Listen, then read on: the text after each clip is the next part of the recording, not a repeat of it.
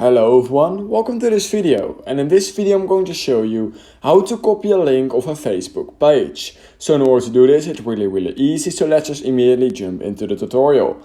All you need to do is go to your Facebook, and then from home you want to click on menu at the three stripes at the bottom right corner of your screen. Then what you want to do is you want to click on see more, and you're going to simply click on pages right here, and then you can see literally right here your recently visited pages.